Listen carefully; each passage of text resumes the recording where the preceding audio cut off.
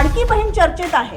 तुम्हाला काय वाटतं या निवडणुकीचा शब्द काय आहे, वाक्य काय आहे? महायुती जे काही करतंय आता, राज्य जसं चालवतंय ते महाविकास आघाडीला मान्य नाही, पण त्या बदल्यात महाविकास आघाडी महाराष्ट्राला काय देणार आहे, तुम्हाला काय वाटतं? या सगळ्या पार्श्वभूमीवर आता परत एकदा जास्त सीट्स येऊन भारतीय जनता पक्षाचा मुख्यमंत्री न होता एकनाथ शिंदे मुख्यमंत्री होणं हे ना बीजेपीला परवडणार आहे आणि देवेंद्र फडणवीसना ऍज अन इंडिव्हिज्युअल तर अजिबातच परवडणार नाही. मग त्याच्या करिअरचं करणार काय ते? काँग्रेस आणि उद्धव ठाकरेंमधली केमिस्ट्री बिघडत चालली आहे का?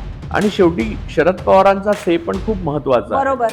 आणि शिंदे आणि शरद पवारांचं समीकरण जुळून आलं आणि त्याला बीजेपीने बाहेरून पाठिंबा दिला तर सुप्रिया सुळेंना मुख्यमंत्री होण्यापासून कोण रोखू? त्यांचं म्हणणं आहे काँग्रेसने केलं काय इतकी वर्ष, किंवा महाविकास आघाडीच्या नाही सरकारने काय केलं? हे जे बोलणारे लोक आहेत, मोदी काँग्रेसने लोकशाही टिकवल्यामुळे निवडून आले. केनियन कोर्टाने जसं अडाणीला उडवून लावलं तसं जगभर या गोष्टी बाहेर येणार. अडाणी तर मेन त्याचा हँड आहे, ते म्हणजे मोडानी मॉडेलच म्हणतात त्याला. धारावीचा मुद्दा मुंबईसाठी किती महत्वाचा आहे? जे टेंडरमध्ये आधी नाहीये, जर तू टेंडर भरलं आणि त्या टेंडरमध्ये नसलेल्या अटींच्या पलीकडे असलेल्या अटींच्या पलीकडची तू काही मागणी केली तर तू टेंडरमधनं बाहेर जायला पाहिजे ना नियमाप्रमाणे.